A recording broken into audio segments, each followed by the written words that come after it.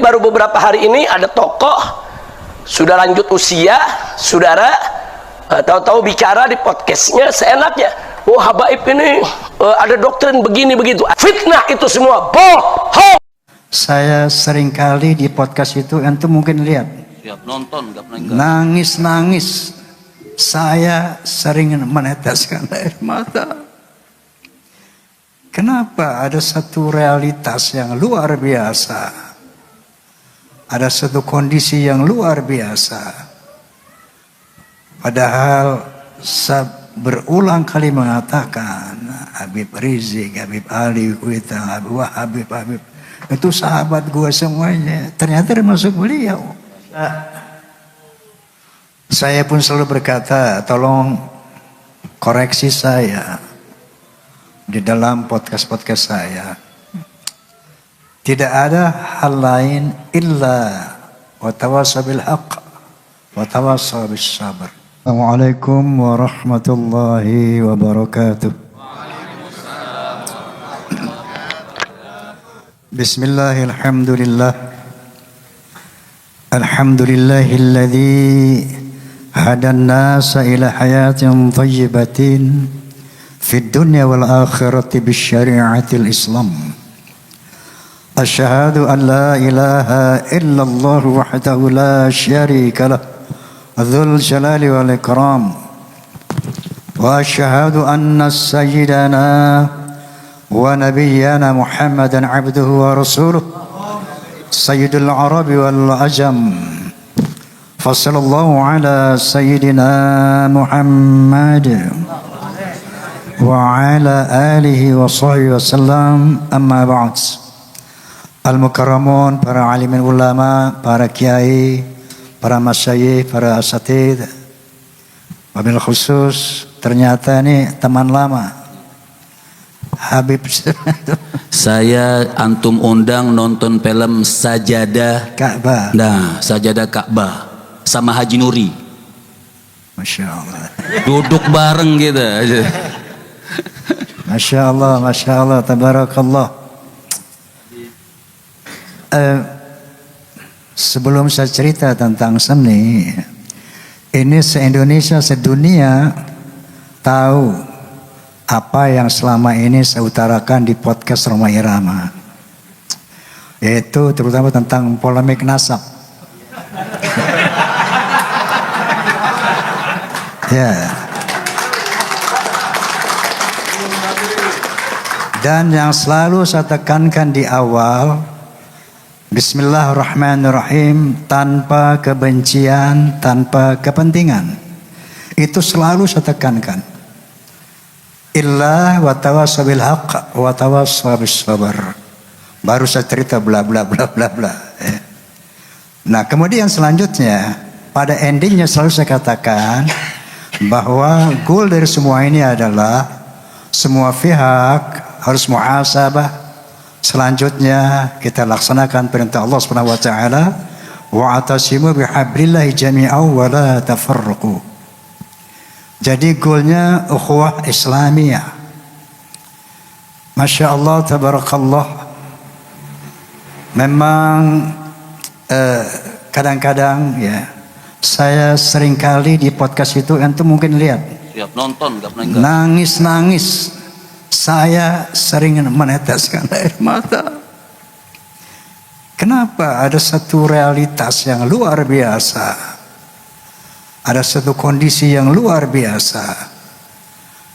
Padahal saya berulang kali mengatakan Habib Rizik, Habib Ali Kuitang, Habib itu sahabat gue semuanya. Ternyata termasuk beliau. Masya Allah.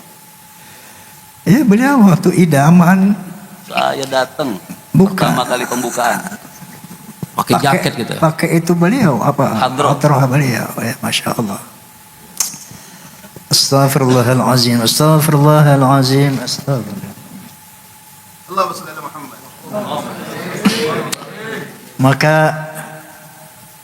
saya pun selalu berkata, tolong koreksi saya di dalam podcast-podcast saya. Tidak ada hal lain illa wa tawassaw bil haqq wa tawassaw bis sabr. ila. Oke Beb, ana uhibbukum. Jazakumullah khair. Uhibbukum Ana billah. uhibbukum. Aja mama. I love you full. Masya Allah, Masya Allah. Oh. Baik. Selanjutnya sesuai dengan apa tadi sahabat saya ini siapa, Saifuddin. Saya minta bicara katanya tentang berdakwah dengan seni. Jadi gini dulu Bib. Saya dulu pernah mendapat satu keresahan di dalam bermusik, berfilm. Apa keresahan anak? Bahwa kok kenapa sih main musik ini selalu mesti ada khamar, Betul. ada tarikus shalah, ada pergaulan bebas dan sebagainya. Ini orkes Melayu zaman dulu, pemain-pemain itu banyak habaib. Z Syahab. Z Syahab, pemain suling Syahabuddin Syahab, Pak Ketua Chandra Leka, siapa Alatas itu, Umar Alatas, Muhsin Alatas, I Albar. Jadi para habaib ini dulu banyak seniman. Ya, bareng-bareng kita nyanyi bareng, joget bareng, syarab bareng. Ya Allah. Jadi luar biasa pertemanan saya dengan para habaib ini, luar biasa. Maka ketika saya bicara tentang polemik ini enggak henti-hentinya air mata saya.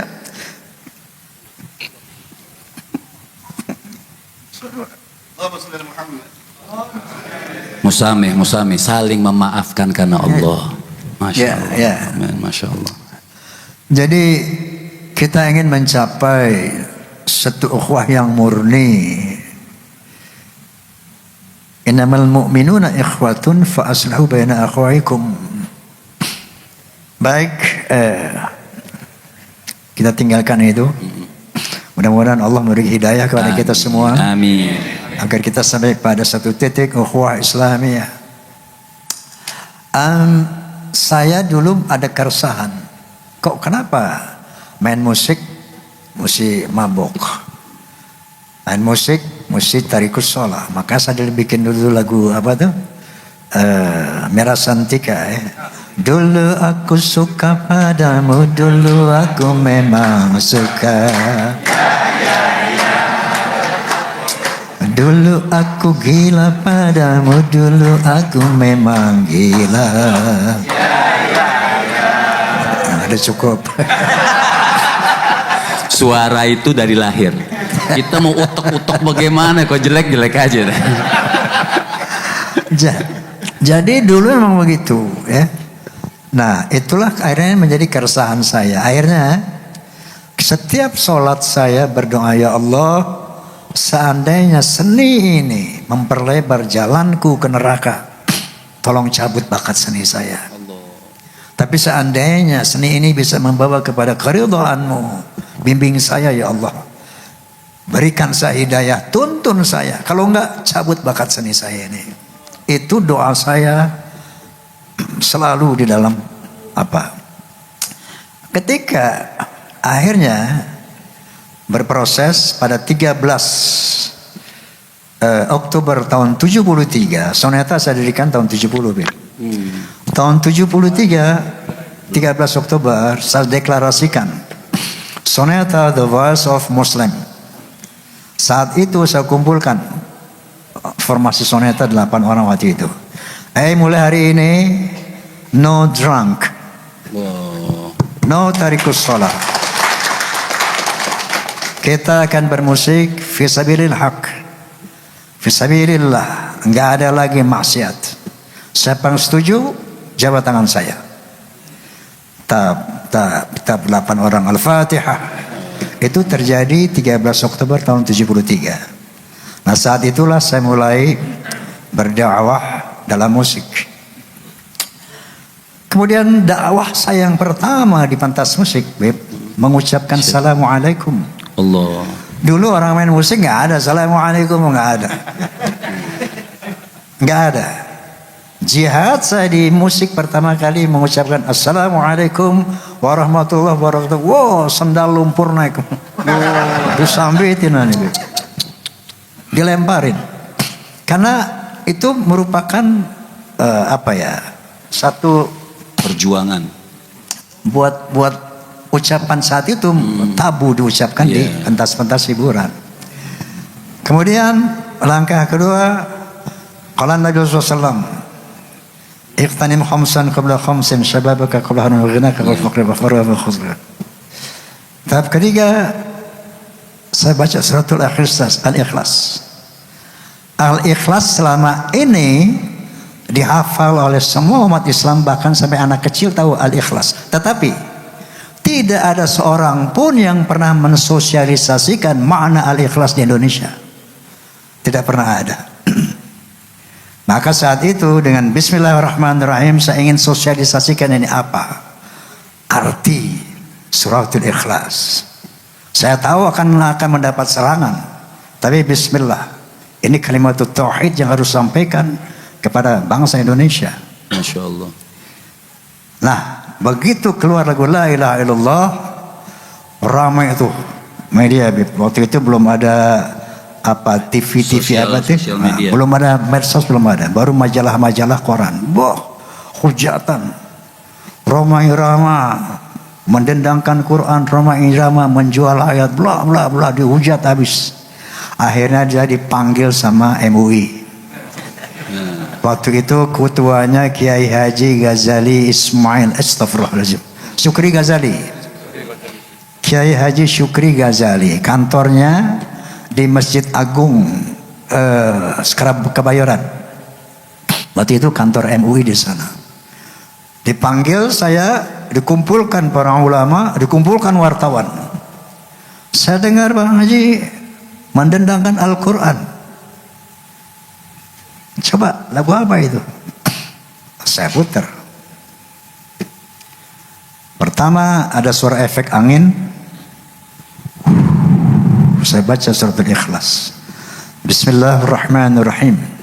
Qul huwallahu ahad, Allahus samad, lam yalid wa lam yulad wa lam yakul lahu kufuwan ahad. Baru masuk musik. Bam bam bam bam bararam. Dam dam dam dam dararam.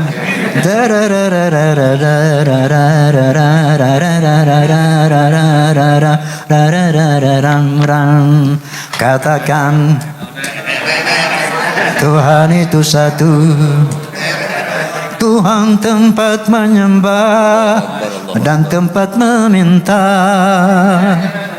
Katakan Tuhan itu satu, Tuhan tidak beranak dan tak diperanakan.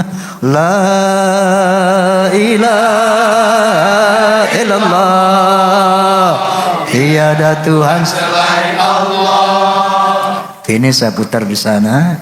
Lalu begitu Kiai mendengar, para ulama mendengar, oh kalau yang begini bagus, makanya bikin yang banyak.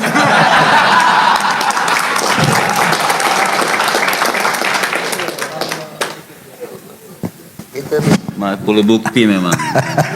Awal dari dakwah dalam musik.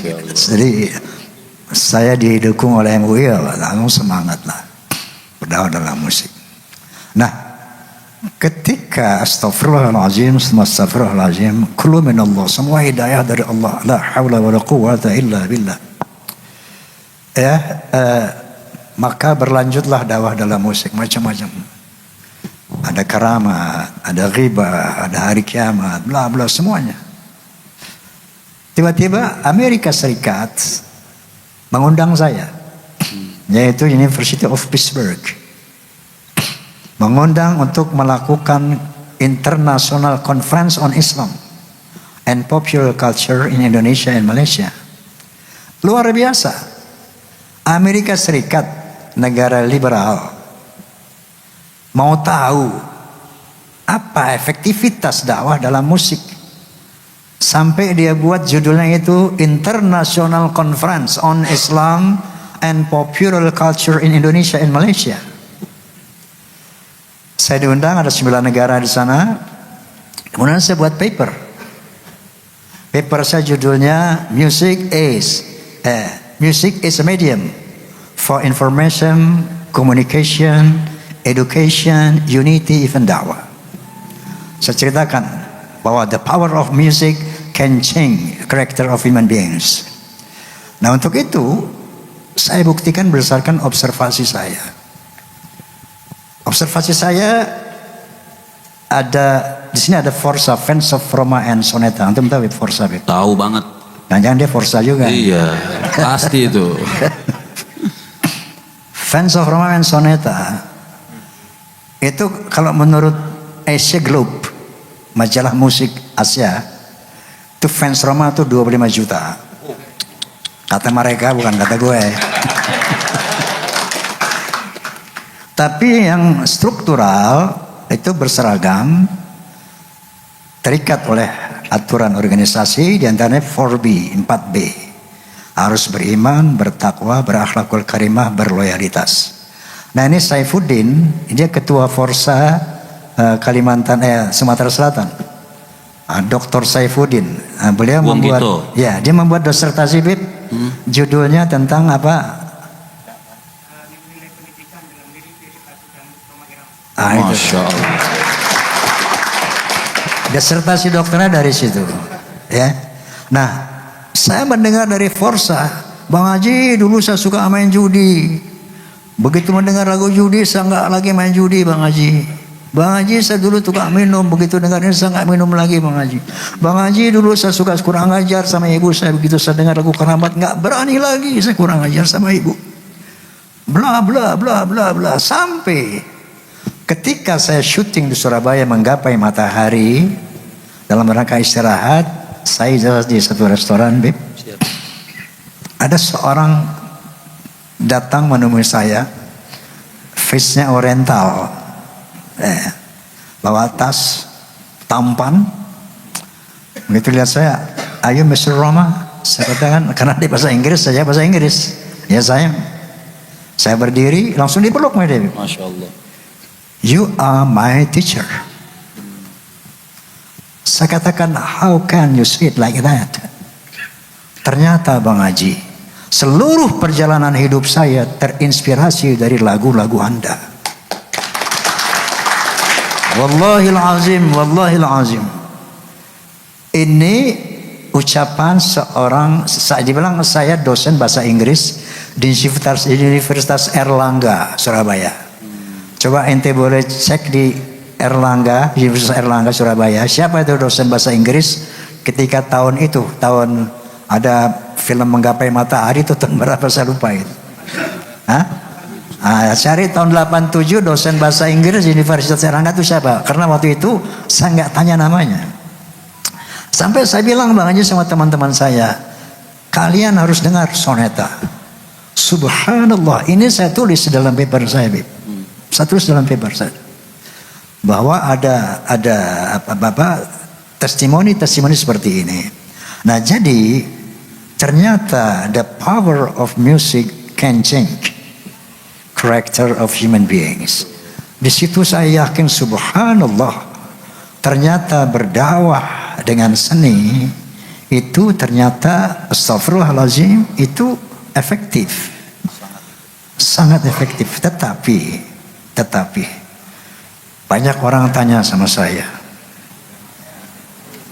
Bang Haji, termasuk Ridho Roma misalnya, Vicky Roma, anak saya tanya, "Pak, bagaimana sih dakwah dalam musik?" I can tell you about that. Itu nggak ada rumusnya, karena itu feel, itu given, itu hidayah. Yang pasti lagu dakwah itu bukan lirik-lirik yang baik terus kamu iringi dengan musik, bukan. Itu bisa terjadi anti dakwah. Jadi syarat dakwah dalam musik itu pertama amalkan kalimatullah. A'udzubillahi minasyaitonirrajim. Bismillahirrahmanirrahim. Ya ayyuhalladzina amanu lima taquluna ma la taf'alun khabura maqatan 'indallah an taqulu ma la taf'alun. Kamu harus bisa melakukan apa yang kamu ucapkan. Kamu ngomong tentang ayo sholat, kamu nggak sholat. Ayo jangan minum, kamu tukang mabuk. Ayo jangan berzina, kamu berzina. Kabar maqtan indallah an taqulu ma la taf'alun. Pertama itu. Jadi jangan memberi nasihat, tapi jadilah teladan. Jangan ngomong nasihatin orang, tapi jadilah teladan. Siapapun bisa bikin lirik dakwah, siapapun bisa. Tapi apakah efektif atau tidak, it's depend on tadi. Kalau sekedar bikin musik dakwah yang formality, semua bisa. Nah, Habib Ahmad bisa. Semua kita bisa. Tapi bagaimana yang dia sampai kepada hati, yang bisa efektif, bisa powerful, membentuk manusia. Itu tadi pertama syaratnya. Yang kedua, bagaimana Anda membuat lirik, kemudian melakukan suatu harmonisasi dengan notasi.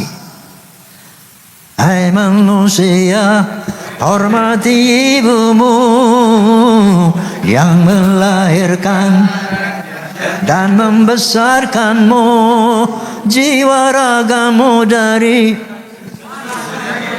Harus lirik sama notasi sama beat itu harmoni, senyawa, kawin.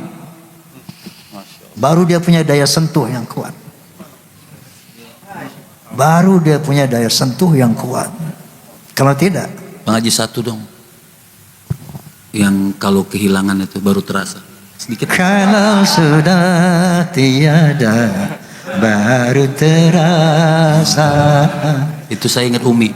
Masya Allah, Masya Allah, Masya Allah, Masya Allah. Jadi seperti itu. Nah, Amerika mengundang saya karena dia lihat tagline saya. Saya telah tersosialisasi tagline Roma, music is not just for fun, but it has a responsibility to God and human beings. Hal itu muncul, tagline itu muncul ketika saya menjadi perwakilan Indonesia untuk acara WOMED, World Music and Dance di Tokyo dan Yokohama. Jadi di situ ada 24 negara, Habib. Masya Allah. Di Tokyo dan Yokohama. Dari seluruh negara itu, Indonesia, saya jadi delegasi dari Indonesia waktu itu. Tahun berapa saya lupa, Anda ingat Din? WOMED, World Music in Indonesia. Oke, nggak ingat ya.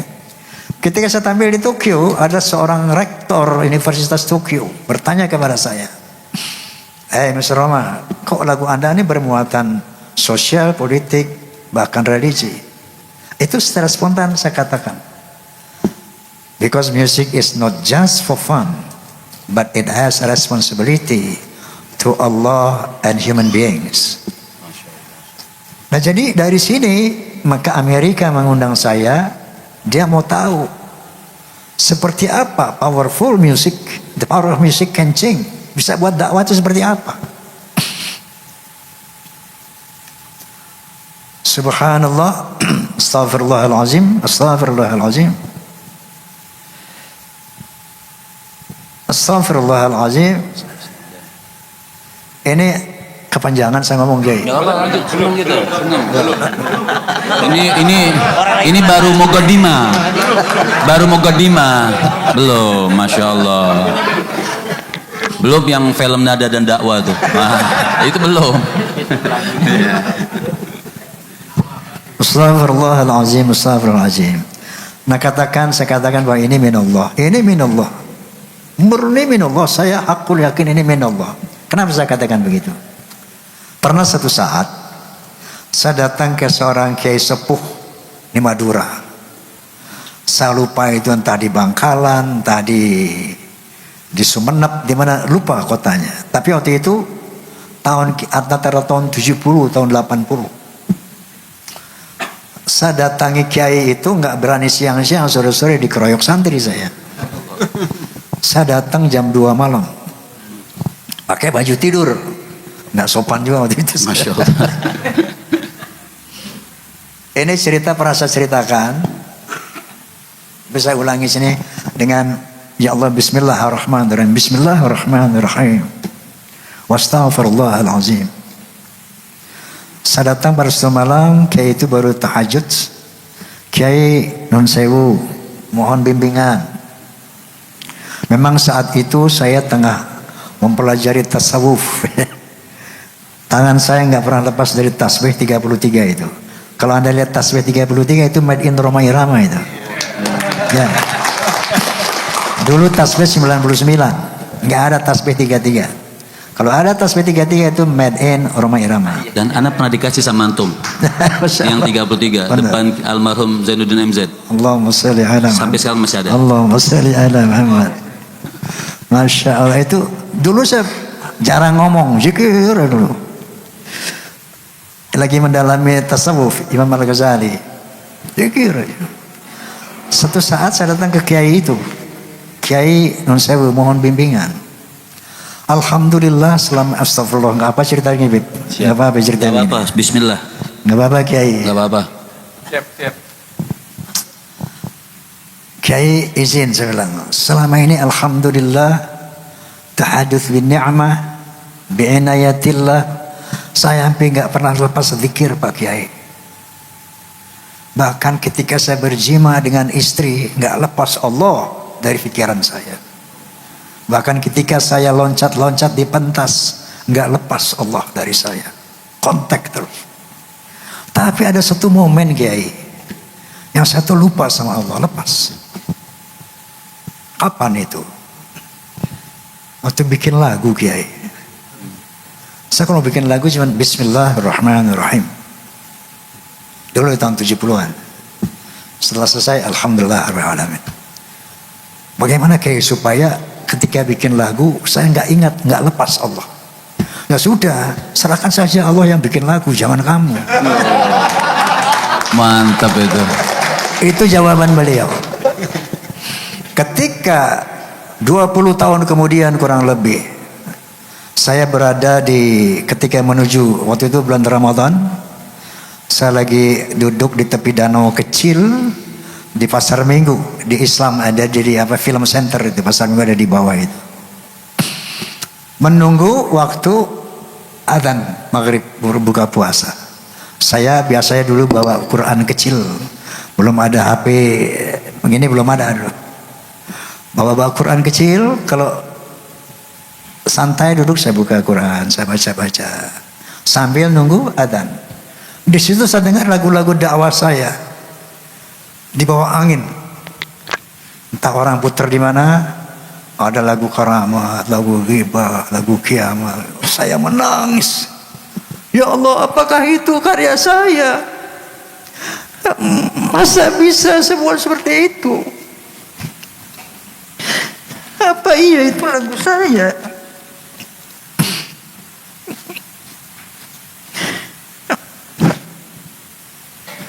Ya, saya menangis. Ya Allah, indah sekali. Daya magisnya begitu kuat, ya Allah. Emang gue yang bikin? Kemudian saya ingat ucapan Kiai itu. 20 tahun yang lalu, Kiai itu pernah bilang, udah, serahkan saja Allah yang bikin.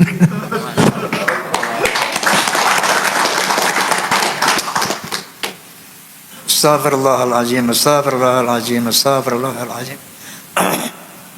Itu bahwa itulah astaghfirullahaladzim. Ya Allah, astaghfirullahaladzim. Saya cuma menceritakan apa yang saya alami. Na'udzubillah daripada riya'un nas. Semoga ini bukan bagian dari semua min Allah, kullu min Allah. Subhanallah walhamdulillah wala ilaha illallah wallahu akbar. Saya ingin menceritakan kebesaran Allah. Saya ingin menceritakan kekuasaan Allah, keluar biasa Allah, keindahan Allah. Kadang-kadang saya mendengar lagu yang bukan lagu cinta. Seperti saya dengar misalnya lagu Astaghfirullahaladzim. Astaghfirullahaladzim.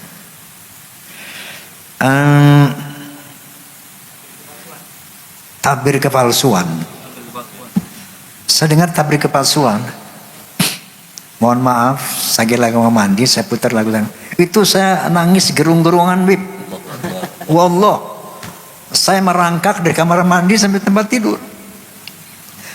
Kenapa? Kok itu musiknya, itu liriknya, padahal bukan lagu cinta, bukan lagu dakwah. Wahai angin pengembara, terbangkan tirai penghalang di hatinya. Wahai burung duta suara, dendangkan lagu untuknya tentang cinta, agar hiraukan hatiku yang lara. Itu saya luar biasa, musiknya luar biasa. Gue gak yakin kalau gue yang bikin gitu. Maka saya menangis sampai ke tempat tidur, sampai merangkak, nangis gerung-gerungan, padahal lagu cinta kayak gitu. Ini udah kelamaan ngomong nih. Enak ini, Masya Allah. Belum, ini kan baru setengah mukadimah ya. Masih ada panjang. Ini mereka ketemu antum ke rumah juga nggak bakal ketemu nih. Ya. Jadi, Masya Allah, kita berdoa kepada Allah SWT agar kita disambungkan kembali oleh Allah SWT. Amin. Masya Allah, berdamaikan Allah. Amin ya Allah. Amin. Damaikan kami ya Allah, damaikan kita ya Allah. Jadi Astaghfirullahaladzim. Nggak ada yang bisa saya ucapkan kecuali ini memang kehadiran kita di sini, itu keputusan Allah SWT. Semoga juga apa yang saya ucapkan adalah dari Allah SWT. Dan pada akhirnya kita mohon kepada Allah SWT agar malam ini Allah memberikan hidayahnya, taufik kepada kita semua, agar terjadi yang terbaik untuk umat Indonesia ini. Beb, Allah Subhanahu wa taala berfirman, wahai manusia, aku telah menciptakan kalian dari seorang laki-laki dan perempuan. Dari sana aku jadikan kamu berbangsa-bangsa. Dari bangsa-bangsa itu aku jadikan kamu bersuku-suku. Seperti contohnya Indonesia, bangsa Indonesia sukunya ada kurang lebih 700 apa pinten? Ada Sunda, ada Jawa, Aceh, Padang, Batak, dan banyak lagi yang lainnya. Kenapa nggih? Lita'arufu, saling mengenallah. Lita'arufu, saling menghormatilah. Inna akramakum 'indallah atqakum. Sesungguhnya ketinggian derajatmu di sisi Allah adalah takwamu. Bukan dari mana bangsamu, bukan dari siapa keturunanmu. Nabi SAW menyambut firman ini dengan menyatakan, la fadla li'arabiyyin 'ala ajamin illa bitaqwa. Tidak ada kelebihan bangsa Arab dari yang bukan Arab kecuali takwa. Lalu saya katakan lagi, Beb, bukankah Rasulullah sallallahu alaihi wasallam bersabda, al jannatu lil muttaqina walau kana 'abdan habasyian wan naru lil 'asina walau kana sayyidan quraisyan hashimian. Surga itu untuk orang-orang yang bertakwa walaupun dia budak dari bangsa Habsyi. Contohnya Bilal bin Rabah, budak dari bangsa Habsyi, tapi Rasulullah menjamin bahwa Bilal bin Rabah adalah insya Allah menjadi ahli surga. Sementara orang neraka adalah tempat orang maksiat walaupun dia dari Sayyid Quraisy Bani Hashim. Ini yang saya utarakan saat itu. Bahkan Rasulullah SAW bersabda, "Lau anna Fatimah binti Muhammadin saraqat laqatta'tu yadaha."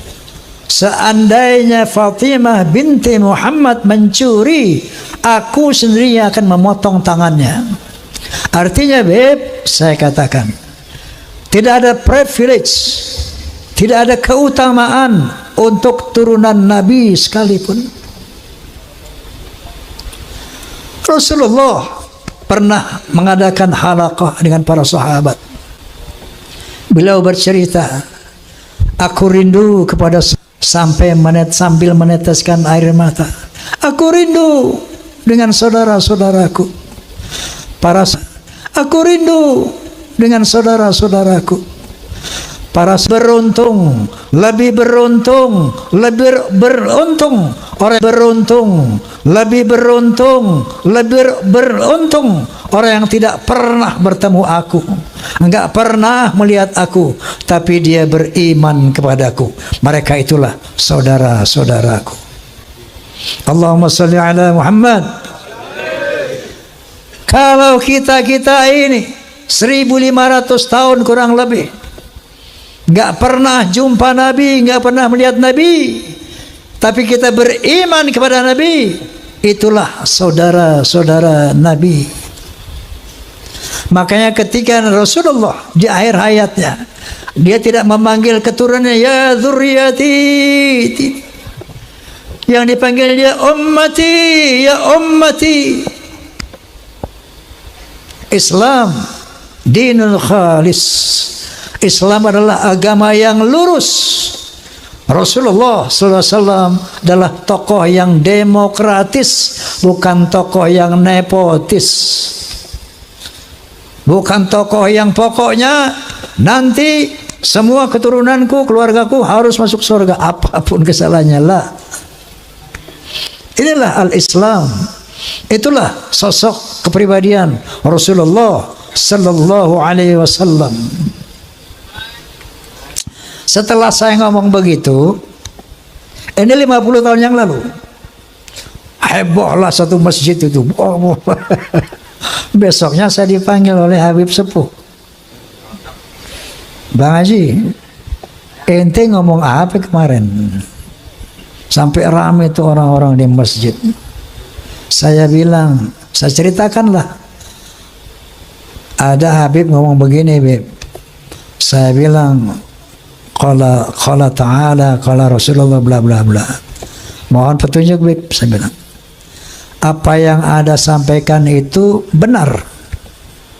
Apa yang Anda sampaikan itu tidak salah.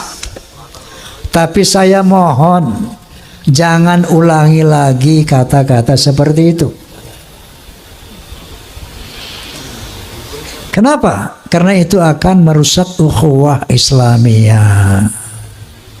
Sejak saat itu saya pendam dalam perut. Saya melihat berbagai macam arogansi, kemungkaran yang dilakukan Habib. Saya nggak mau bunyi lagi. Saking taatnya saya kepada Habib Sepuh tadi. 50 tahun saya tahan itu.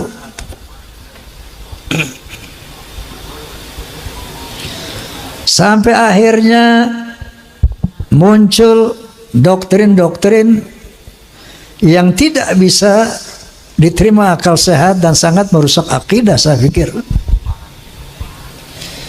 Itu leluhur kami Al-Faqih Muqaddam, Mi'raj satu malam 70 kali. Astaghfirullahalazim. Rasulullah sallallahu alaihi wasallam hanya diizinkan Allah mi'raj ke Sidratul Muntaha seumur hidup 1 kali. Ketika ada orang mengatakan bahwa moyang kami bisa mi'raj 1 malam 70 kali, ini telah merendahkan Rasulullah, telah menghina Rasulullah sallallahu alaihi wasallam. Ada lagi berita-berita khurafat. Leluhur kami kalau tidak malu sama Allah dapat memadamkan api neraka cuma dengan kelingking. Inna lillahi wa inna ilaihi raji'un. Kalau tadi menghina Nabi, sekarang menghina Allah subhanahu wa ta'ala. Banyak cerita-cerita khurafat yang lainnya. Ada seorang tukang kacang namanya Sulaiman. Ini tukang kacang sangat cinta sama habaib. Kalau habaib minta kacangnya dikasih semuanya. Saking cintanya sama habaib. Man minta kacang, dikasih semua. Man minta kacang, dikasih semua. Satu saat si Maman mati. Begitu Maman mati, lapor ini orang kepada Habib tadi. Beb, Maman mati. Ini Maman ahli maksiat. Ibadahnya berantakan. Datanglah ini Habib. Ngasih surat. Ditaruh di lehernya di belakang mayit itu. Man. Nanti kalau Munkar wa Nakir tanya, jangan dijawab. Kasih aja ini surat, inti masuk surga tanpa hisab.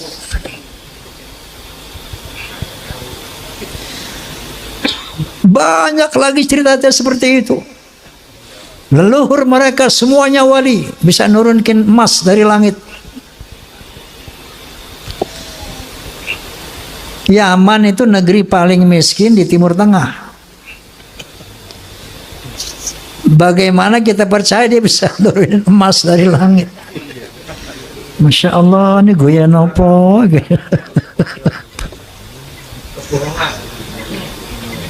Banyak hurafat-hurafat yang mengajarkan. Ya.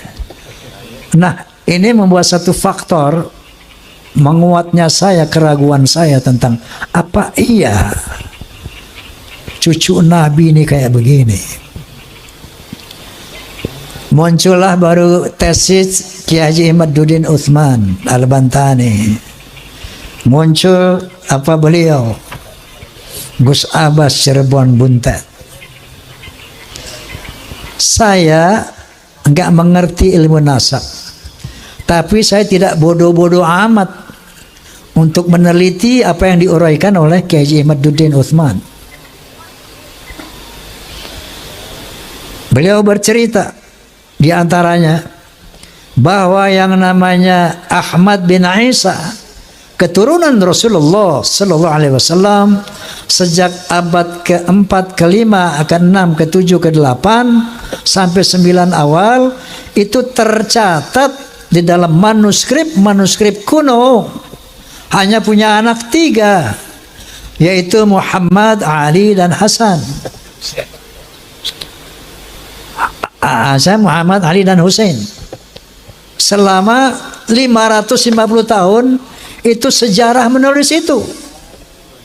Tiba-tiba di abad ke-9 akhir muncul Ubaidillah sebagai anak Ahmad bin Isa yang keempat.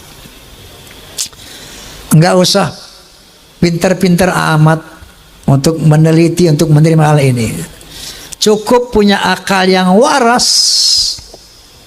cukup punya akal yang sehat, kita bisa melihat, oh kalau begitu Ubaidillah ini cantolan, cangkokan.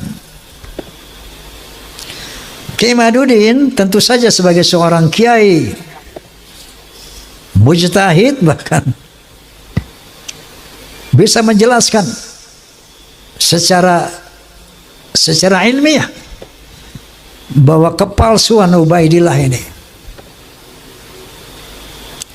Dari sini mulai keraguan saya yang selama 50 tahun itu bertambah menjadi yakin. Tapi baru ilmu yakin doang nih. Saya undanglah KJ Imad Dudi di podcast saya.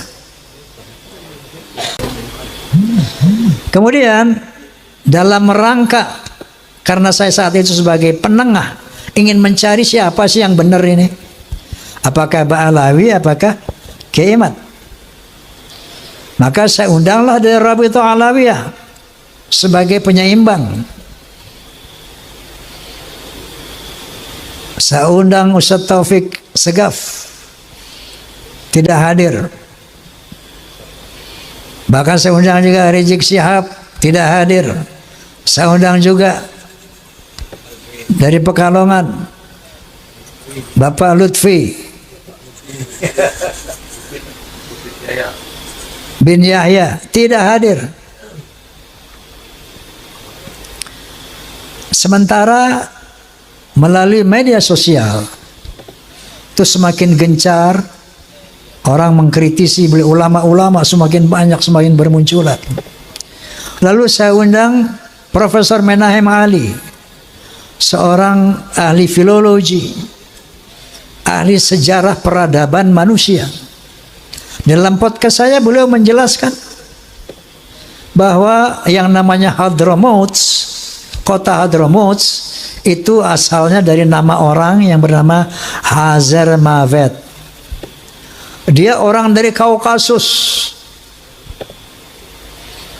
yang kemudian menjadi Hadramaut.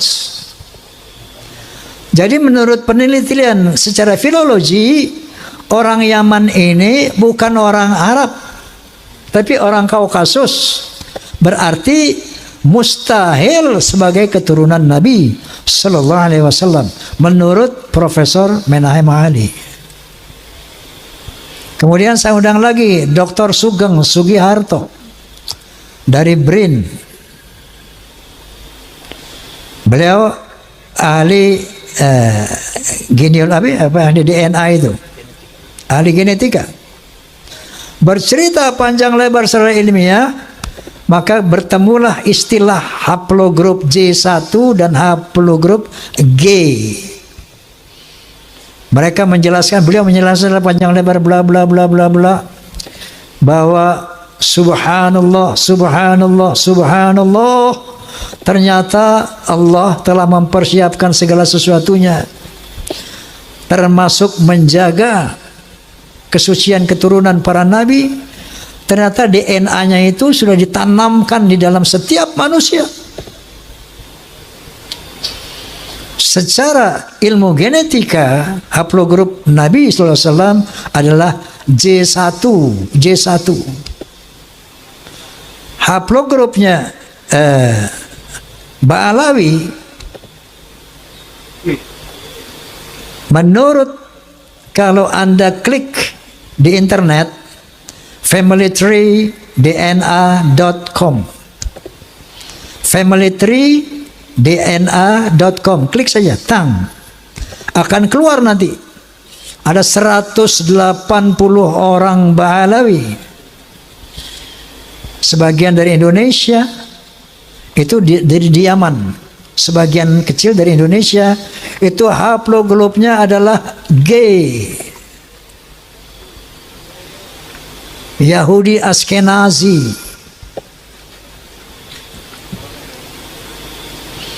Nah, dari 3 disiplin ilmu ini, menurut sejarah, menurut ilmu nasab, menurut ilmu filologi, menurut ilmu DNA, maka muncullah hakul yakin bahwa Ba'alawi bukan keturunan Nabi Sallallahu Alaihi Wasallam.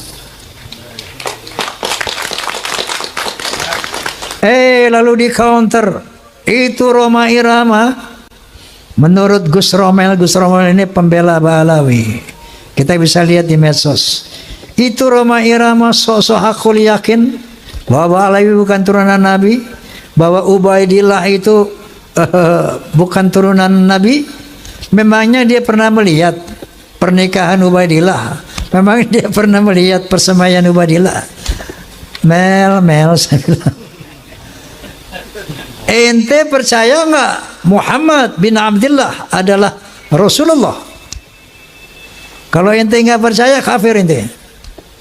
Pertanyaannya, apakah anda pernah melihat Muhammad dilahirkan?